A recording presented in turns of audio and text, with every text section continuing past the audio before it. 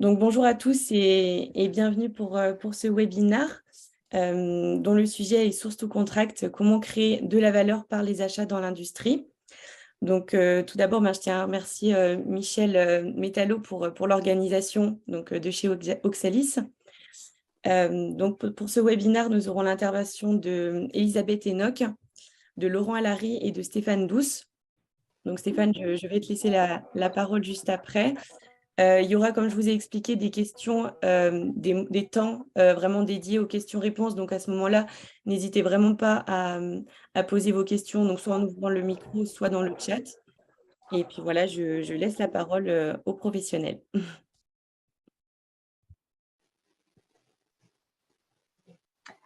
On ne t'entend pas, Stéphane. Comment? Ah, c'est bon. Voilà, c'est bon.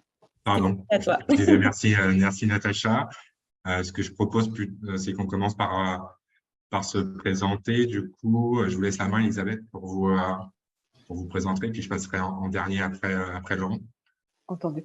Bonjour à tous, c'est Elisabeth Enoch. Je suis acheteur production industrielle chez Socomore. Socomore qui est une société spécialisée dans la formulation de produits pour la préparation et traitement de surface, ainsi que tout ce qui est peinture aéronautique et mastic aéronautique.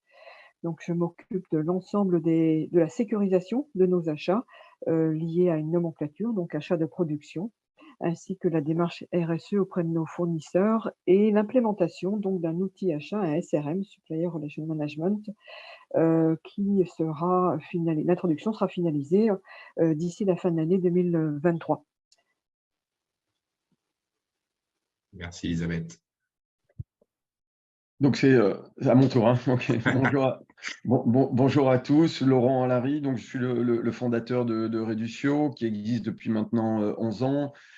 Donc, après avoir pas mal bourlingué dans les achats, industrie automobile et pharma, là, j'ai pris la tangente entrepreneuriale des achats. Et je vis les achats par le biais de mise en œuvre de groupements. On travaille beaucoup aussi sur les organisations, les stratégies. De système achat, incluant bien évidemment la partie digitale. Et on a toute une partie très opérationnelle de délégation d'achat ou de sourcing un peu critique pour nos clients. Voilà. Merci, Laurent. Et donc, pour ma part, Stéphane, je suis le fondateur de Cobaye. J'ai passé toute ma carrière dans l'industrie, dans les achats industriels sur différents aspects, enfin achats proprement dit, appro, qualité fournisseur, principalement en environnement PME et ETI, donc sur des activités, enfin sur des portefeuilles d'achat de production qui vont nous intéresser aujourd'hui. Et depuis l'adossement de Cobaye à Oxalis au mois de novembre de l'année dernière, je suis responsable de la business du Cobaye au sein du groupe Oxalis. Voilà, me concerne. Donc, peut-être pour resituer le sujet qui nous intéresse aujourd'hui. Donc, du coup, on va discuter du sourcing, en fait, et de la place importante qu'il occupe dans la fonction achat et de sa contribution globalement aux objectifs de l'entreprise, que ça soit sur différents aspects qui sont assez complémentaires, au niveau de la maîtrise du coût global et de la sécurisation de la supply chain, la gestion des risques et évidemment tout ce qui va concerner la RSE. Donc, on fait un focus aujourd'hui. Je remercie le CNA d'avoir réservé un créneau pour parler des achats de production, en fait, finalement, parce que c'est l'idée des interventions d'Elisabeth et de Laurent, c'est qu'ils ont une expérience assez soutenue, en fait, sur les achats de production dans l'industrie. Donc, du coup, qu'on évoque la partie sourcing et bénéfices du sourcing achat pour l'entreprise sur des problématiques qui sont propres aux achats de production, sachant que dans l'industrie, évidemment, on a une dépendance achat qui est assez forte, alors qui peut varier d'un secteur d'activité à un autre en fonction de niveau de valeur ajoutée qui est intégré dans l'entreprise ou intrinsèquement de l'activité de l'entreprise. Mais il n'est pas rare dans la mesure où un marché qu'on cible tout particulièrement avec Cobaye, qu'on ait à minima 30-40% du chiffre d'affaires d'une entreprise qui soit consacré à ces à ses achats de production, voire plus, ça peut monter jusqu'à 70 ou 80% dans certaines activités. Et donc, de facto, l'objectif de l'entreprise, enfin, les objectifs de l'entreprise sont impactés par la manière dont elle gère ses achats et dont elle gère ses relations fournisseurs. Sous l'angle de la dépendance, on a forcément une dépendance, comme je l'évoquais précédemment, en termes de coûts, mais pas que. La qualité du produit fini, le délai du produit fini est conditionné par les achats. Et finalement, l'exposition au risque ou la façon de gérer l'engagement RSE va être aussi pour l'entreprise proportionnelle à sa dépendance aux achats. Et donc, du coup, face à cette problématique-là, l'idée, ça va être effectivement de pouvoir trouver des solutions qui permettent d'assumer tous ces contrôles-là.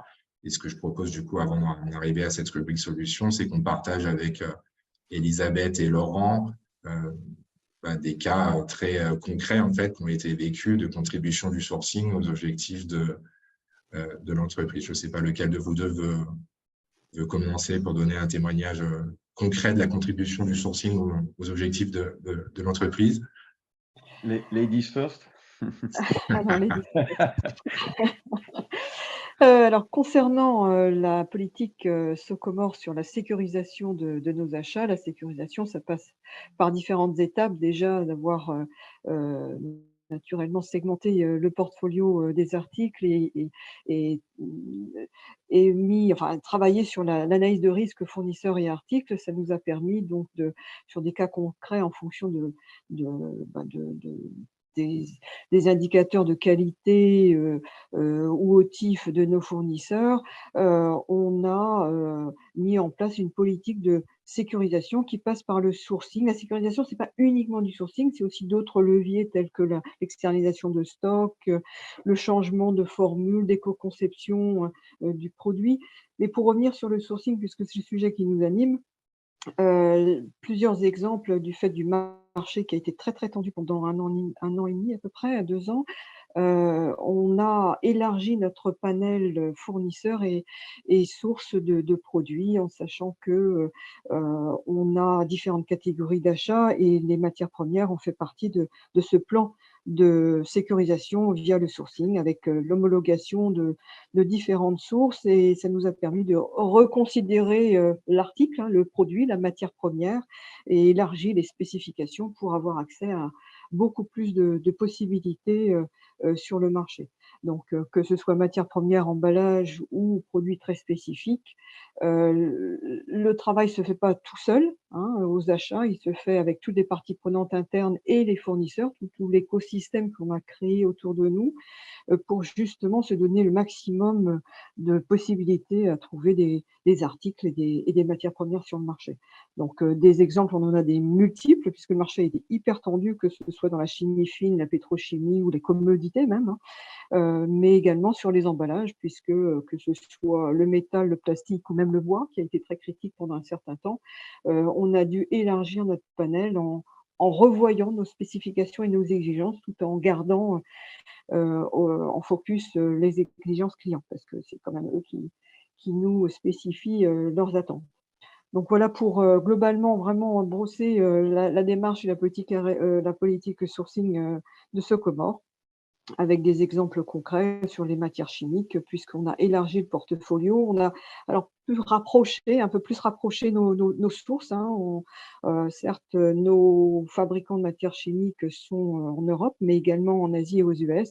Et avec notre dépendance au transport maritime et aux différents sources que nous avions, on a élargi, on a réintégré certaines productions en Europe, mais ça passait par forcément une politique d'achat qui était remise un petit peu en question, notamment sur les conditions d'achat, puisqu'on était prêt à payer un peu plus cher, mais avoir une garantie de fourniture, et ça passe par là. Pas uniquement le prix, mais aussi la garantie de fourniture dans le temps et dans la qualité spécifiée. Donc voilà pour Socomore, l'expérience que nous avons mise en place et puis qu'on poursuit avec nos fournisseurs qui doivent tenir le coup sur la pérennité de la fourniture. Oui, tout à fait. Merci Elisabeth pour ça. Ce qui est intéressant, je rebondis sur des points qu'on a abordés hier quand on préparait la réunion, c'est que du coup, il y a des sujets qui sont imbriqués. Je pense notamment à la sécurisation de la supply chain, qui a été un sujet quand même de tension pour tout le monde pendant la crise Covid, où on se retrouvait sur des situations qui étaient difficiles à manœuvrer parce qu'une exposition au monosourcing qui était assez importante. Donc, clairement, la crise a mis en exergue que le monosourcing, ce n'est pas la panacée, même si les politiques achats dans les années passées étaient de resserrer très fortement les panels fournisseurs. On a vu le revers de la médaille de ce genre de politique qui fait qu'en période de crise, ça expose à des situations critiques. Et ce que je trouvais intéressant dans votre propos, c'est qu'en voulant finalement traiter un sujet qui était de l'ordre de la sécurisation de la supply chain, vous avez intégré aussi un sujet RSE en allant chercher de la matière recyclée pour pallier au départ un problème de supply, mais finalement, ça contribue aussi à un objectif RSE d'avoir possiblement de la matière recyclée dans la nomenclature du produit et contribuer ainsi à une démarche d'éco-conception. Donc, je trouvais que l'exemple était assez parlant pour dire que tous les objectifs, comme vous me disiez hier, c'est pas où, c'est bien et, c'est bien l'ensemble qu'il faut assumer et qui sont bien imbriqués finalement les uns dans les autres. Et le fait également qu'il y ait une mission finalement qui se dessine pour les achats qui est plutôt sympathique, je trouve, à manœuvrer, qui est plutôt valorisante pour les années à venir, qui est que dans une logique de relocalisation, ça va sous-entendre de s'assurer qu'on a une filière en face qui est prête à recevoir les demandes qu'on veut lui donner, et avec une logique de filière qui va être soit à réactiver, si tant est qu'il en reste une bride, voire même à créer from scratch, parce que je pense que certaines filières ont complètement été abandonnées de par les politiques d'externalisation. Moi, je les ai particulièrement vécues. J'ai commencé mon expérience professionnelle dans les années 2000 dans les télécoms, donc on était en plein dans la période de l'externalisation. Donc, il y a des filières complètes aussi qui sont maintenant à recréer. Donc, je trouvais vos exemples assez représentatifs de ces sujets-là. Alors, moi, de mon côté, ce que je peux peut-être dire et contribuer, c'est à la fois, je dirais, sur ce sujet du sourcing qui est quand même assez large, à la fois en macro et en micro. En macro, c'est que pour être dans les achats maintenant depuis quelques décennies, je vois que la partie sourcing, je trouve, c'était un petit peu réduite. On a beaucoup une tendance à énormément processer l'intégration dans les supplies, dans les systèmes qualité, etc., qui a eu la contrepartie d'avoir des marchés hyper focalisés avec beaucoup d'oligopoles sur tout ce qui est un petit peu stratégique. Et on a vu, et le Covid a été un accélérateur, même si ça avait déjà démarré avant, où en fait, ça commençait à dérailler de plus en plus souvent et de plus en plus fort. La guerre en Ukraine, avec l'énorme crise sur l'énergie, en a remis une grosse couche. Et donc, le sourcing redevient une énorme fonction régalienne des achats, extrêmement complexe, puisque c'est le creuset de beaucoup de contraintes. Et donc, comment on fait dans une attitude un peu entrepreneuriale avec ce qu'on a face à ces challenges? Et là, maîtrise des coûts, sécurisation, anticipation des risques, engagement RSE, en fait, c'est un peu tout en même temps en vrai, quoi. Parce qu'on ne peut pas faire d'impasse.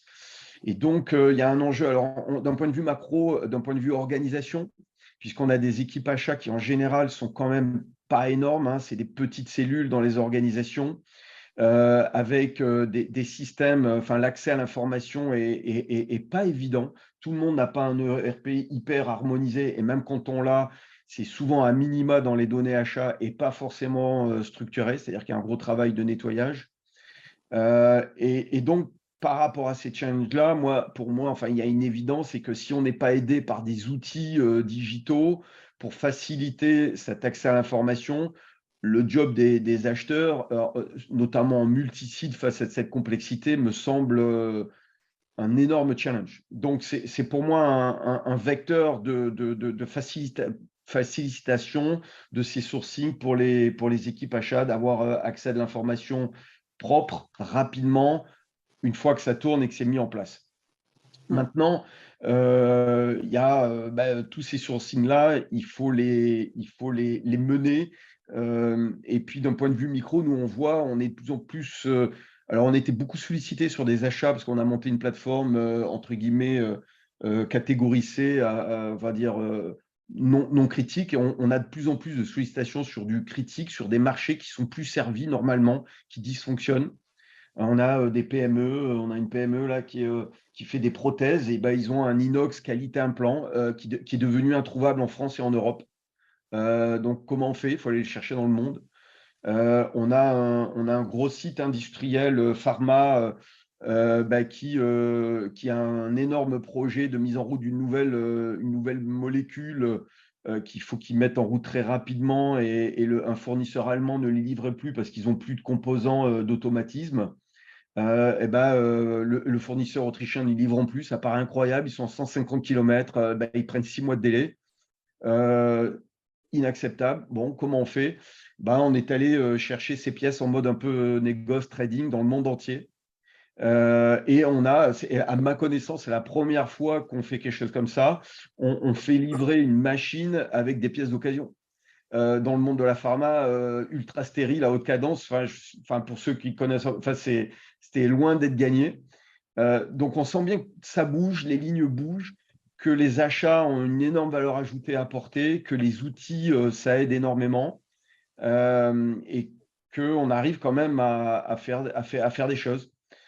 J'ai un autre exemple aussi qui est un peu récent chez nous. Alors, c'est une PME, ce n'est pas des gros environnements hyper complexes, mais n'empêche, ils travaillent dans le luxe, et ils ont besoin de laiton très, très particuliers, avec des niveaux d'exigence d'impureté. Imaginez dans le luxe, le moindre défaut visuel est rédhibitoire. Pareil, où est-ce qu'on trouve ça? Comment on fait? Et on sent les équipes historiques, les systèmes historiques qui ne fonctionnent plus. On est dépourvu, on est pris par plein de problèmes, et on a un peu perdu de savoir-faire, d'automatisme. Donc voilà, il y a un gros enjeu au niveau des achats pour se réapproprier un peu tout ça, et ça passe entre autres par les outils, quoi. Ouais. Il est clair qu'on gère une multitude de data, de données, qu'il faut compiler, qu'il faut analyser, qu'il faut restituer pour exploiter et prendre des décisions.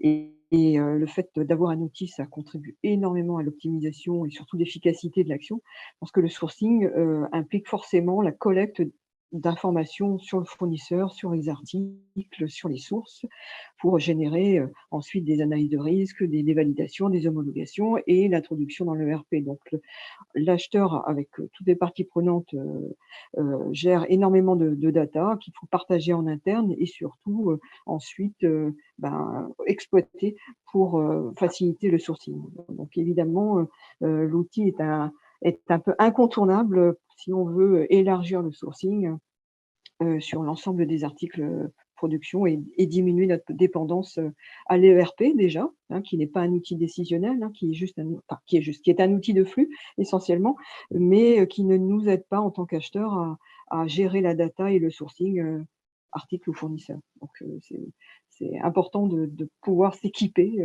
d'un outil SRM, de type SRM, pour gérer tous ces éléments-là et diminuer notre dépendance.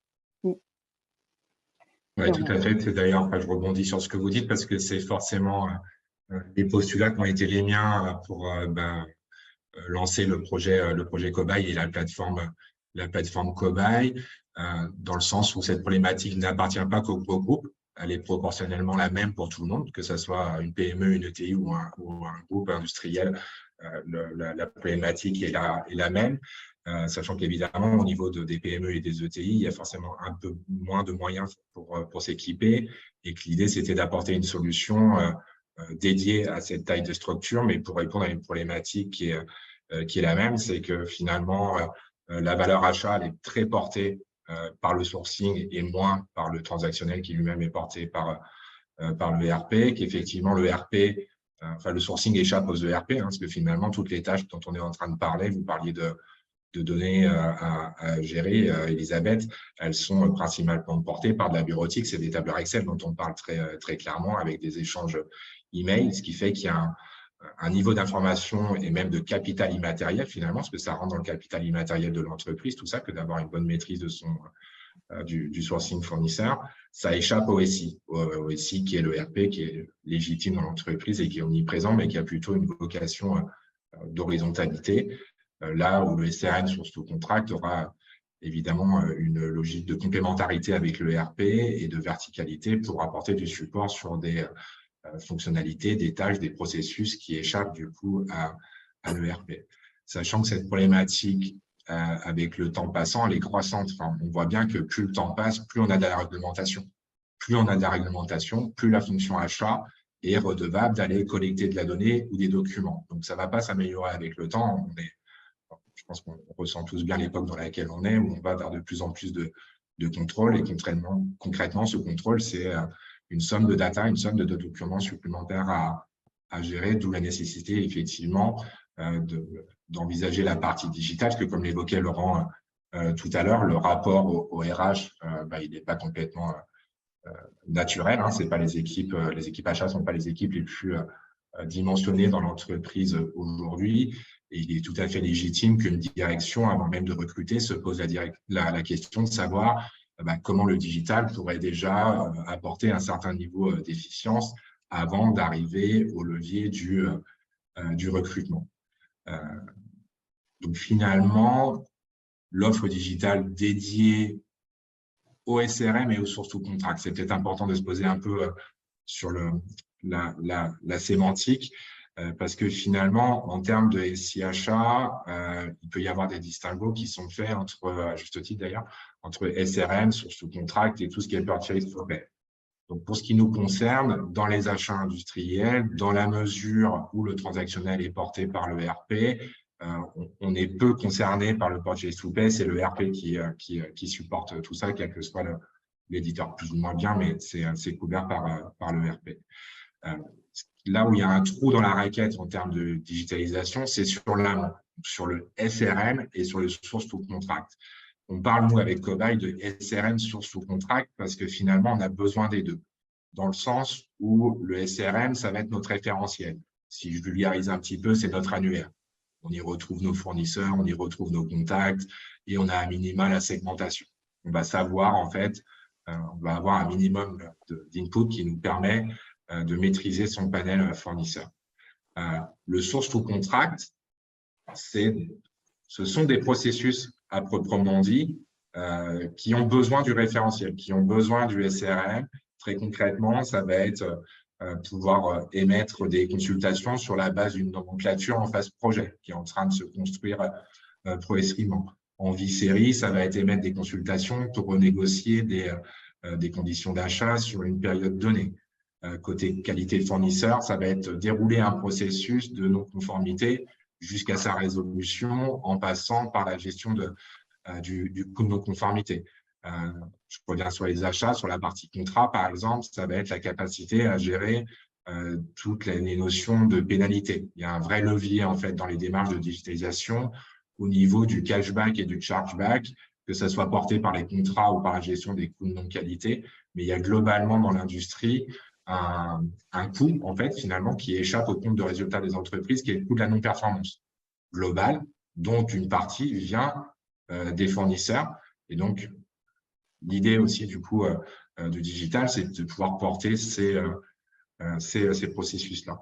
Quoi qu'il en soit, il y a un premier levier qui est binaire et qui est indispensable, qui consiste à capitaliser les données. Je parle sous votre contrôle, Elisabeth, mais avec le projet qui démarre, on voit bien que les premières questions qui se posent, c'est de bien répondre à la question comment je vais pouvoir centraliser l'ensemble de la donnée que je dois gérer, que ce soit celle qui soit déjà structurée dans mon ERP d'un côté, d'où les interfaces ERP, et celle qui avant était dans de l'Excel et que je m'apprête à vouloir justement structurer dans mon SRM et dans mon source to contract. C'est déjà un morceau et je pense que c'est important de le souligner parce que sur notre cible, encore une fois, que sont les PME et les ETI industriels, on est globalement sur un marché de primo-équipement. C'est-à-dire que c'est la première fois que l'entreprise souscrit à un outil de digitalisation pour couvrir les achats et en particulier le source to contract. Et donc, on s'expose forcément à ce travail de capitalisation de données qui est très important. Il contribue en bonne partie à apporter la valeur du SI. L'autre enjeu, il est porté par le décloisonnement de l'information.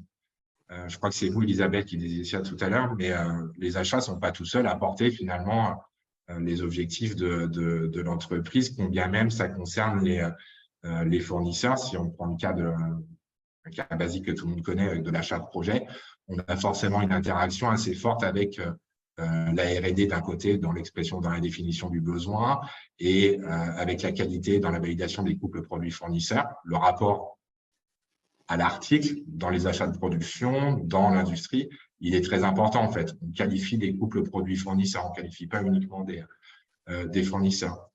Et on a forcément également des interactions avec les appros parce qu'on a besoin de suivre en fait ce qui se passe une fois que le travail de sourcing a été opéré. Et donc, quand on est exposé à une situation, une gestion bureautique finalement, en termes d'outils des achats, on a un cloisonnement qui s'impose. Des fichiers Excel qui sont archivés dans des arborescences Windows qui appartiennent d'un côté aux appros, d'un autre côté aux achats, d'un autre côté à la qualité. Ça crée de facto un cloisonnement que le digital permet du coup, problématique que le digital permet du coup de contourner.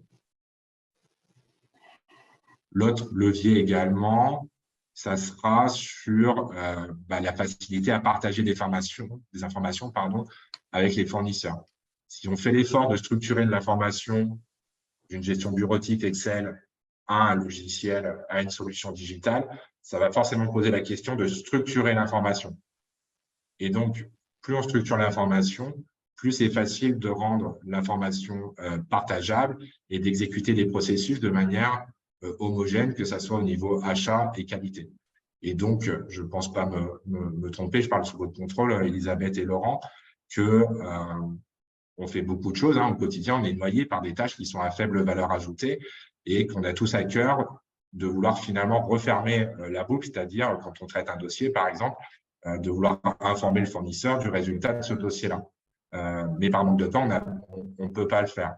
Donc, rendre l'information par défaut accessible aux fournisseurs, ça permet d'entretenir finalement une relation avec le fournisseur qui est un peu plus profonde parce que forcément, on l'alimente d'un peu plus de data.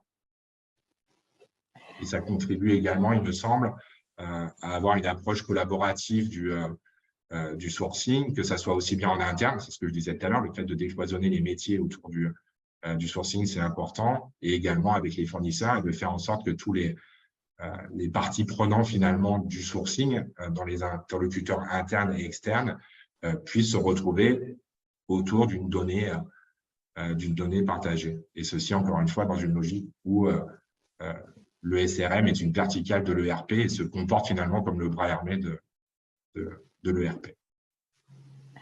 Voilà un petit peu le…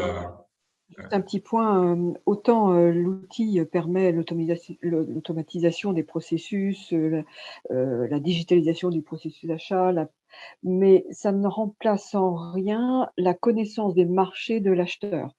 Il ne faut pas se tromper, c'est un outil qui nous permettra d'élargir certes le panel, d'avoir une puissance de frappe entre guillemets plus importante parce qu'on pourra collecter plus d'informations et avoir une analyse semi-automatisée ou automatisée.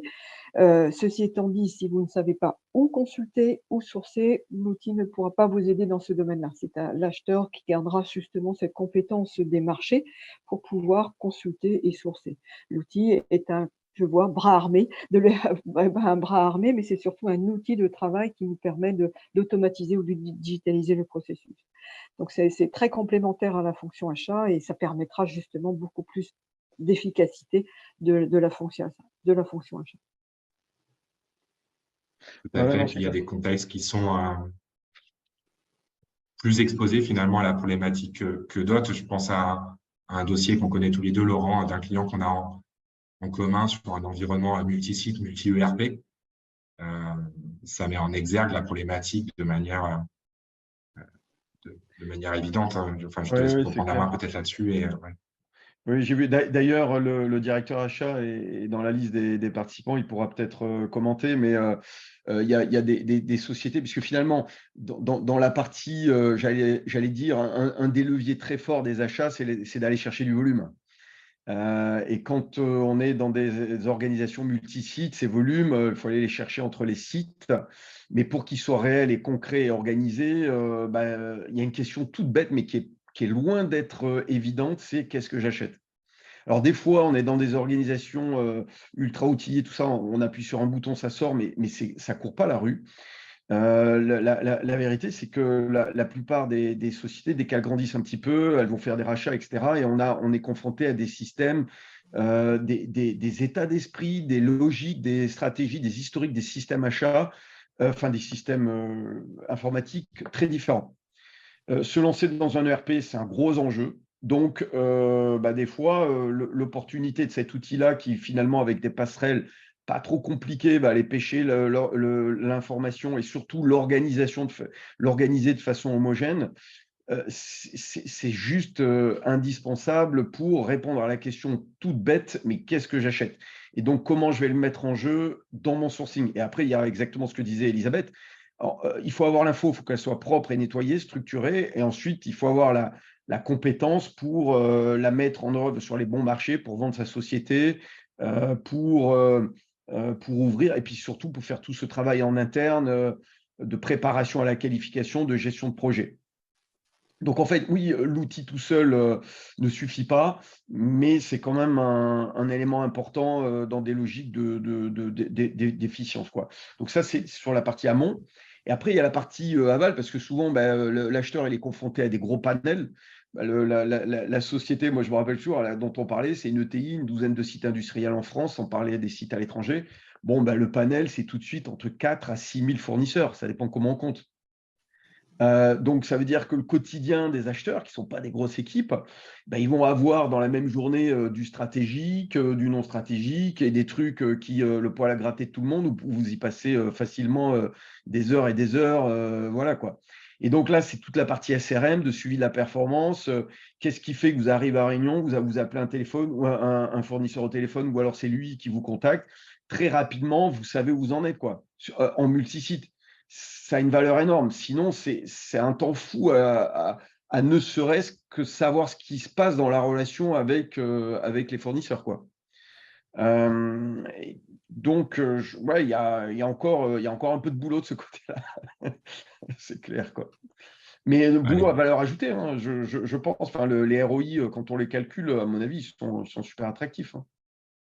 Après, l'enjeu n'est même pas forcément financier, parce qu'après, il y a un enjeu important, de compétences, certes, mais aussi d'adhésion, parce que les achats, ce n'est pas qu'une histoire d'acheteur, c'est une histoire de système, en fait, hein, donc d'entreprise.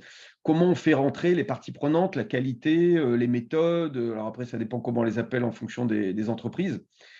Il me semble que l'outil apporte un autre avantage, et qui donne visuellement et concrètement, on touche le process, quoi. On touche ce qu'il faut faire, on touche les projets, on facilite le collaboratif. Et ça, c'est quand même un élément important dans l'adhésion parce qu'un sourcing, notamment sur du stratégique, c'est forcément un projet, hein. Forcément. Hein, Elisabeth, je crois que vous, chez vous, vous avez 15% de la R&D, hein, c'est ça qui est… Ouais. C'est ça, 15% de la R&D focalisée sur les projets, les nouvelles formulations, les nouveaux produits finis pour nos clients. Donc forcément, à un moment donné, on travaille tous ensemble pour définir le cahier des charges, la cible, le prix, la formule, les fournisseurs qui seront consultés. Donc évidemment, on travaille tous ensemble, et l'outil permettra justement le partage d'informations. Et c'est ça qui sera intéressant, forcément. Mais un acheteur seul ne sert à rien. Un acheteur travaille avec les parties prenantes, et surtout les outils qui permettent de partager l'information et de gagner en efficacité. On parlait des ROI, pour l'instant, j'ai pas de visibilité sur les ROI, j'ai pas d'expérience dans le sujet, mais sur la mise en place d'outils, mais ça va venir. Mais il est clair que plus on peut écarter les tâches à moindre valeur ajoutée, et plus on peut toucher à un panel plus large pour élargir le champ de la sécurisation de nos articles, c'est tant mieux. Enfin, c'est ce que l'on cherche, en tout cas chez Socomore. Oui, puis il y a peut-être aussi le sujet, ça me fait penser à les secteurs d'activité ne sont pas tous exposés à la même profondeur finalement de maîtrise et de traçabilité. Les marchés exigeants, je pense à des marchés type aéronautique, automobile ou autres, sont redevables d'un niveau de traçabilité, quel que soit le positionnement dans la chaîne de valeur qui est un peu plus soutenu. Et donc, du coup, le digital, par rapport à ça, apporte aussi une solution parce que ça permet par le décloisonnement, de faire en sorte de garantir qu'on a obtenu l'ensemble des informations, des documents requis par un process, quel qu'il soit, je ne sais pas, de qualification amont d'un fournisseur, de qualification d'un couple produit-fournisseur. C'est beaucoup plus facile de démontrer comment la démarche a été menée que dans une organisation où on n'a pas de SI avec X points d'entrée, autant que de métiers différents avec chacun son support. Donc, pour les marchés exigeants, effectivement, il y a cet avantage également de la traçabilité de l'information. Oui, il y a ça. Moi, je me rappelle aussi d'autres avantages quand on a un bon SRM, c'est d'objectiver les relations, de calmer les têtes chaudes. Il n'est pas rare qu'on a un gros projet, il y a une personne pour X raisons surdimensionne le risque ou surréagit à un événement opérationnel ponctuel. Ça peut bloquer un projet. Donc, vous arrivez avec vos data qualité sur l'historique, etc. Bon, ça permet d'objectiver la relation, de relativiser. Enfin, si vous n'avez pas ces données-là, vous laissez vous laissez plus de place à l'émotionnel, au personnel, quoi. Donc, ouais, c'est un des avantages d'avoir ces systèmes-là, cette data-là, quoi. Ouais. La data disponible et surtout l'analyse. Oui, surtout l'analyse, clairement. Ça permettra justement de prendre appui sur ces analyses-là pour développer ou pas une relation avec un fournisseur ou plusieurs fournisseurs, quoi. Ou temporiser ou segmenter. Il y a un autre aspect dans le côté collaboratif qui, pour moi, devient de plus en plus critique, c'est que finalement, toute cette data-là, en supposant qu'elle soit bien nettoyée, accessible, structurée, bon, c'est déjà un premier challenge, mais même en ayant ça, finalement, vous avez de la donnée, ce que j'appelle statique, historique. Et après, il y a la question, et c'est un des savoir-faire de l'acheteur qui doit piloter ça, c'est comment on se projette. Comment va évoluer mon besoin dans allez, je ne parle pas de rocket science lunaire, hein, dans les 2-3 ans. Et 2-3 ans, franchement, se projeter à 2-3 ans, c'est pas évident du tout, quoi. Donc, l'acheteur, pour se mouiller, moi je le vois, mettre un volume sur un appel d'offres, c'est de plus en plus compliqué. Et donc, un fonctionnement sain, c'est une collaboration entre l'acheteur et toutes les parties prenantes, et puis où tout le monde prend ses responsabilités sur comment on pose le problème. Alors, on le pose par rapport à l'historique, on le pose par rapport à notre perception de l'évolution des marchés. Et donc, un système collaboratif qui permet d'organiser, de structurer tout ça, là aussi, je pense, ça a pas mal de valeur, quoi. Ouais, effectivement, tu as le travail de projection et puis tu as le travail également d'interfaçage de la donnée finalement, parce que je prends des sujets dans le domaine du risk management, par exemple, où aujourd'hui, on a quand même un écosystème de data providers qui font les choses plutôt bien, qui vont pouvoir, moyennant le fait que les données soient structurées, hein, je suis d'accord avec ton propos, récupérer des éléments d'information sur un risque qui est déjà avéré, en fait, finalement. Et la question, c'est là où des fois je suis admiratif, mais également prudent devant l'IA de manière générale, en me disant, si on ne fait que récupérer de la donnée, de la rapprocher, c'est déjà de l'intelligence et c'est pertinent de le faire. Mais si on n'est que dans le stade de constater ce qui est passé, ce qui est souvent le cas, hein, sur un scoring financier, par exemple, on constate un événement qui est déjà passé. Là où il y aura beaucoup de valeur, c'est quand on sera dans la projection d'anticiper un événement. Pour être très concret, par exemple, être capable d'identifier une tendance de baisse de chiffre d'affaires chez un fournisseur et inversement une tendance d'augmentation du chiffre d'affaires attribué chez ce même fournisseur côté client et se dire, OK, la dépendance économique, je ne l'ai pas, mais il y a tous les ingrédients pour que j'y arrive dans pas longtemps. Alors, je pense qu'il faut encore un peu attendre avant d'en arriver là parce que on est dans une étape assez pragmatique, en fait, qui est la construction des bases de données, finalement. On en est là, on est en train de passer cette étape aujourd'hui.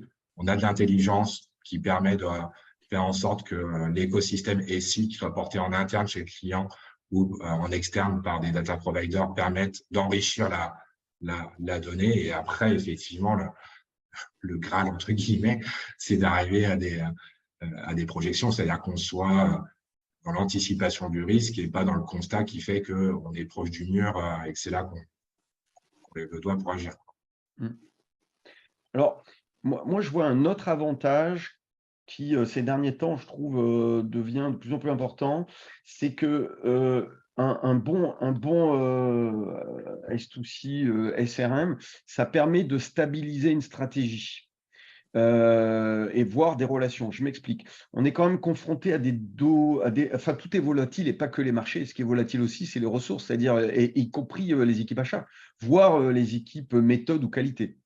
On a les départs à la retraite, on a des jeunes qui ont envie de bouger, quand la bouge pour X raison, etc., qui n'est pas évident de stabiliser dans les équipes plus de 2-3 ans. L'air de rien, ça perturbe une relation quand on construit un projet où on a des relations de confiance, surtout sur le stratégique.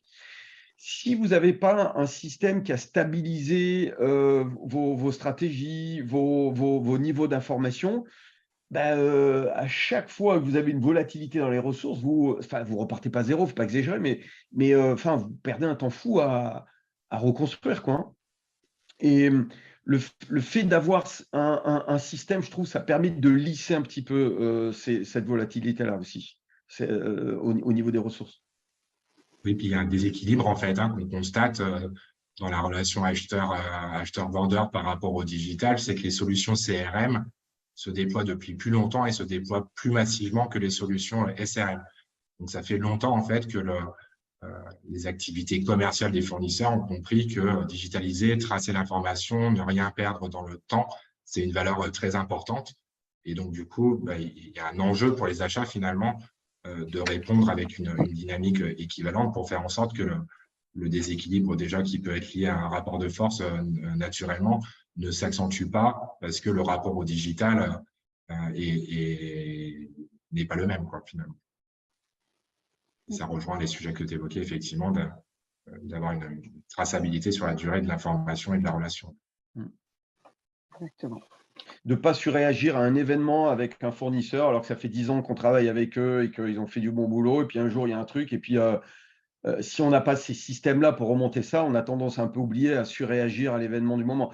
A contrario, moi j'ai des cas où en fait on vit avec des problèmes depuis des années, puis finalement c'est la normalité. Et puis d'un coup il y a un regard neuf, on arrive, puis on se dit mais attends, mais finalement un truc… Bref, on en revient à la valeur de la data propre, structurée dans l'analyse, quoi. Même si, encore une fois, ça ne suffit pas, mais c'est quand même un élément fondamental, quoi. Oui, tout à fait. Ouais. Et puis de raisonner dans la globalité de la relation. Ça fait penser à un exemple que j'avais eu il y a quelques temps maintenant, mais qui m'avait marqué un petit peu, parce qu'on connaît tous la réputation du secteur automobile qui s'affiche avec plus de maturité que certains secteurs. Et j'avais visité une ETI qui faisait quelques centaines de millions d'euros de chiffre d'affaires en sous-traitance en deux, avec un directeur à achat qui m'avait confié être parti en négo avec un fournisseur et avoir loupé un événement qualité, alors certes qui était récent, mais avoir loupé un événement qualité qui portait sur un enjeu économique assez fort, qui datait de quelques jours. Et c'est ça très concrètement en fait les situations de terrain qui sont vécues et qu'il faut pallier finalement avec une solution digitale pour faire en sorte que la data appartienne à tout le monde et que tout le monde puisse évaluer les choses pleinement parce que connaissance de l'ensemble de l'information. Ça rejoint un peu ce que tu disais précédemment. Alors, il y a un autre aspect que je me permets d'aborder aussi, c'est que ces outils-là vont faciliter la mise en place de stratégies. Mais stratégie au sens globalité de la relation fournisseur, hein, comme je le disais, et plus on va sur des organisations importantes, et plus ça devient compliqué avec des multisites, des milliers de fournisseurs. Et alors, il se trouve que je donne des cours aussi achat à mes étudiants. Finalement, je leur dis, vous savez, il y a deux risques majeurs pour un jeune acheteur quand il rentre dans une organisation, deux risques un peu opposés. Il y a le risque où vous allez tout prendre à cœur parce que vous êtes super engagé, de bonne volonté. Et ce risque-là, c'est que en 6 mois, potentiellement, vous explosez, quoi, parce que vous pouvez passer vos jours et vos nuits, ça ne suffira jamais. Donc, le risque du burn-out, quoi, hein, quelque part. Et puis, il y a le risque un peu opposé où finalement, vous allez dire un peu oui à tout, vous allez vous jeter dans plein de sujets, mais vous allez rester en surface. Et au bout de… C'est un peu plus long, mais ça peut durer 1 an, des fois 2. Mais finalement, vous n'avez pas tracé votre sillon et puis finalement, vous faites le bilan. Qu'est-ce qui s'est passé? Qu'est-ce que vous avez fait? Pas grand-chose, en fait. Et donc, moi, je leur dis, mais finalement, la vraie réponse, c'est d'avoir une stratégie. C'est-à-dire que vous allez choisir vos batailles et les choisir et les argumenter. Et les batailles les plus difficiles, c'est celles en interne, c'est de justifier pourquoi je travaille là-dessus et surtout pourquoi je ne travaille pas là-dessus. Parce que dans les achats, des trucs améliorés, mais c'est sans fin, c'est sans fin. Et ça remonte quasiment tous les jours. Il y a tout le monde qui a un truc à dire avec un fournisseur.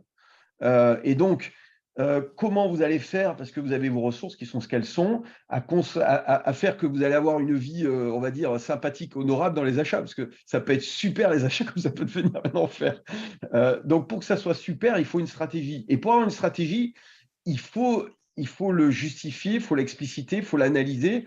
Et si vous n'avez pas cette data structurée, c'est vachement dur de mettre en place une stratégie. Ou alors vous allez dire, allez, je prends 2-3 trucs parce que voilà, on m'a dit que c'était ça, et puis tout le reste, allez vous faire voir. Et puis alors là, on tombe dans le risque des acheteurs où bah, pas cool, hein, ils ne nous aident pas, quoi. Ouais, c'est de l'interprétation plus que de la connaissance, quoi.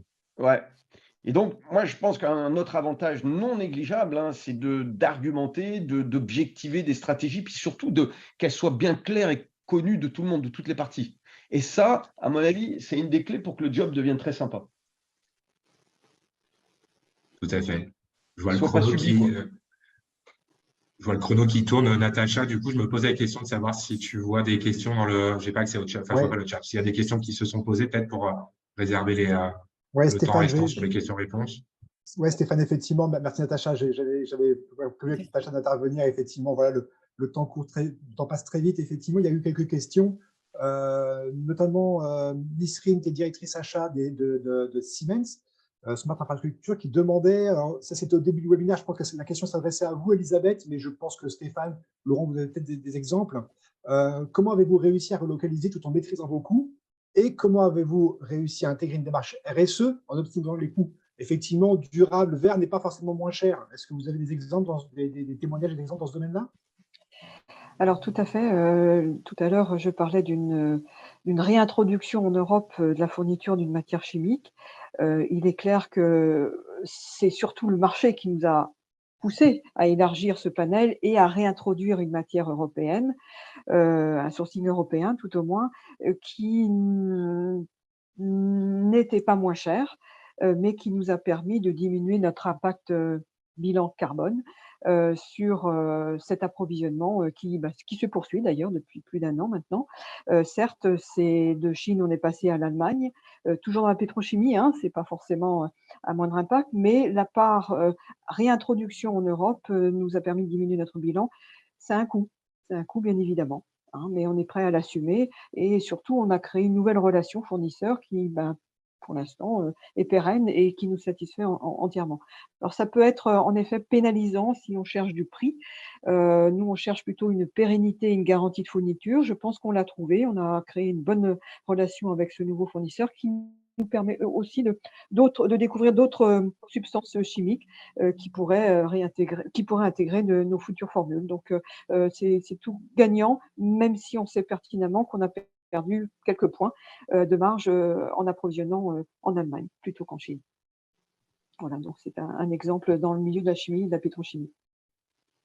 Ça peut rejoindre aussi un sujet plus gobelin qui n'est pas évident à manœuvrer, mais c'est la maîtrise du coût global, en fait. C'est-à-dire, finalement, on sait à quel prix on achète certaines choses, mais on ne sait pas forcément combien elles nous coûtent quand on met tout bout à bout, notamment avec les doléances qu'on doit intégrer aujourd'hui. Si on veut valoriser le bilan carbone, finalement, il faudrait l'intégrer dans nos coûts avec lesquels on est en train de se comparer par rapport à une solution plus locale. C'est un débat qui n'est pas nouveau, qui est assez présent, je pense, dans les esprits des services achats aujourd'hui, mais concrètement, bien constituer les éléments de coût qu'on compare d'un côté et de l'autre, je ne pense pas que l'exercice soit complètement évident et ça rejoint encore une fois un sujet de data, c'est-à-dire je gère un appel d'offres, une consultation, qu'est-ce que je vais mettre comme élément comparatif en termes d'information, par exemple. Et on voit que l'époque à laquelle on vit fait qu'il faut en mettre un peu plus qu'évidemment le simple prix ou les quelques provisions qu'on avait l'habitude de mettre par le passé, quoi. Surtout que la démarche RSE et les bilans carbone et les équivalents CO2, c'est à l'heure du jour, là, hein. Vu les objectifs 2035-2050 qui sont positionnés, on doit intégrer cette notion d'impact carbone. Alors, c'est pas un coût direct, tel qu'un prix d'achat plus des coûts divers de transport et autres, qualification, mais c'est un coût à long terme et qui est mesurable aujourd'hui. Alors, c'est encore une nouvelle data qui est apparue, hein, qu'il faut collecter, piloter et mettre à jour surtout pour justement calculer nos impacts. Mais ce sont des critères qui rentrent maintenant dans la sélection et l'homologation de nos articles, hein, l'équivalence CO2. Et on découvre finalement que la part transport n'est pas forcément la plus impactante dans les entrants, dans le scope 3, enfin tout au moins ce qui nous concerne, mais c'est surtout les processus de fabrication et les ressources utilisées pour fabriquer ces matières qui sont impactantes en termes d'équivalence CO2. Donc en effet, c'est pas moins cher, mais c'est à moindre impact. Et ça, c'est hyper important pour nous tous d'ailleurs. J'ai quelques exemples, mais je ne sais pas si le temps passe. Je ne sais pas ce que dit le timekeeper. Encore deux questions après. Ok. Vas-y Laurent, tu peux y aller. Ah ok. Hein. Non, moi ça me fait penser. On a un client qui est leader français des arts pour la table. C'est une sorte de TI multisite et eux, donc en fait ils ont quelques usines, mais ils font aussi beaucoup de négoces pour répondre aux centrales d'achat françaises. Et ils avaient une ligne de produits qui sourçait historiquement en Chine. Et un jour, on discute, on avait une grosse mission d'organisation, et puis avec la directrice achat, je dis, mais écoute, voilà, nous, on milite hein, pour la relocalisation, en plus, on a une expertise dans le calcul carbone, etc. Mais est-ce que tu veux pas qu'on essaye de voir si on peut relocaliser cette gamme de produits négoce de la Chine vers l'Europe? Alors, qu'est-ce qu'on entend par relocalisation? Alors, nous, on a une définition, c'est que relocalisation, c'est toujours de gagner un cran en proximité. Si ça vient de Chine, de le faire en Europe, y compris Europe élargie, Turquie, etc. Si c'est Europe élargie, de le ramener en France. Et si c'est en France, de le ramener en région. Voilà, c'est notre définition de la relocalisation. Et on sait qu'on va gagner à tous les coups déjà sur la partie transport. Mais comme le disait Elisabeth, le transport est loin de faire la totalité. Et là, j'ai un autre exemple. Mais pour revenir à celui-ci, en fait, les gains, comment on les avait? C'est-à-dire qu'on s'est rendu compte que d'abord, les coûts en Chine montent.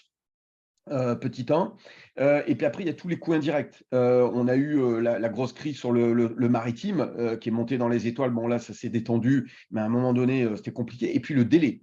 Donc quand vous êtes sur du négoce où il faut aller vite avec des logiques de lead time, etc., où derrière il faut lancer des outillages, et ben en coût global, l'équation commence à être vachement intéressante en se rapprochant. Par contre, en contrepartie, il faut que vous ayez un minimum de ressources à investir pour ce que j'appelle monter une filière. Parce que, alors nous, on avait trouvé des fournisseurs turcs parce que, alors, on avait la problématique prix, on n'arrivait pas à passer en France. Par contre, on passait en Turquie. Donc, on gagnait en délai, mais il a quand même fallu investir un petit peu parce qu'il y avait de l'outillage, il y avait du contrôle, il fallait quand même aller les visiter. Donc, il y a quand même une filière à construire. C'est du projet, en fait. Hein. Mais ça le fait et ça, à mon avis, ça va devenir de plus en plus courant parce qu'on voit que politiquement, il y a des blocs qui commencent, enfin, le mondialisme historique est en train de passer à un régionalisme.